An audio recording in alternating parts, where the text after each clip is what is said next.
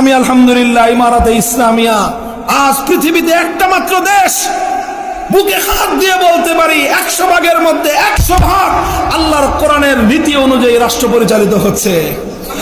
30 জনের মতো মন্ত্রী পরিষদ, এই 30 জন মন্ত্রীর মধ্যে 28 জনই দেওবন্দি আলেম, এবং তারা এই রাষ্ট্র পরিচালনা করতেছে। এই রাষ্ট্রের এক একজনের নাম শুনলেই তো আপনারা শুনবেন আশ্চর্য। একজনের নাম হলো আজকে সারা গোটা ভারত যাকে নিয়ে নাচতেছে, মোল্লা মোহাম্মদ আমির খান মুত্তাকি। মোল্লা শুরুতে মোল্লা, শেষে মুত্তাকি, মানে পরহেজগার মোল্লা। আমার মতো তোমার মতো সাধারণ মোল্লা না। কেমন মোল্লা? আরে পরহেজগার মোল্লা। এই পরহেজগার মোল্লা আজকে ইমারতে ইসলামিয়ার পররাষ্ট্রমন্ত্রী।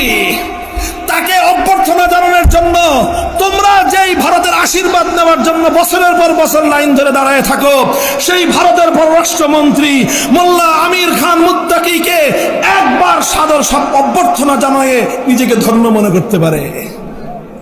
মুহতারাম হাজিরিন, সেই রাষ্ট্রের বিচার ব্যবস্থা আজ যুদ্ধ বিধ্বস্ত।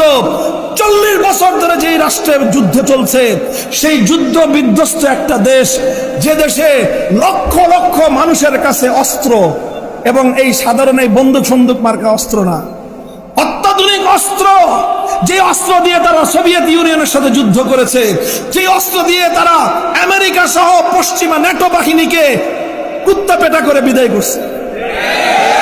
এই ধরনের ভারী অস্ত্র 2-4 লক্ষ না, বরং কয়েক মিলিয়ন মানুষের হাতে আছে। অথচ গত 4 বছরে কোনো একটা ডাকাতির ঘটনা নাই, কোন একটা সন্ত্রাসের ঘটনা নাই। রাত 2টার সময় আমরা পাহাড়ি পথে 500 কিলোমিটার পথ চলেছি, লা ইয়াখাফু আহাদান ইল্লাল্লাহ, ভয়ের কোনো কারণ নাই।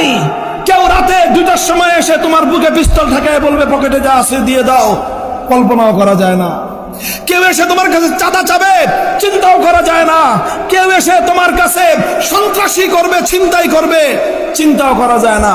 জিজ্ঞাসা করলাম মোল্লা আব্দুল হাকিম হাক্কানি হাফিজাহুল্লাহ, দেশের শীর্ষ আলেমে দ্বীন এবং প্রধান বিচারপতি, তার বড় বড় আরবি কিতাব আছে কিভাবে কাজা পরিচালিত হয়। ওলামায়ে কেরাম এই সমস্ত আমাদের কিতাবগুলো এনে আপনার দারুল ইফতায় পড়ান।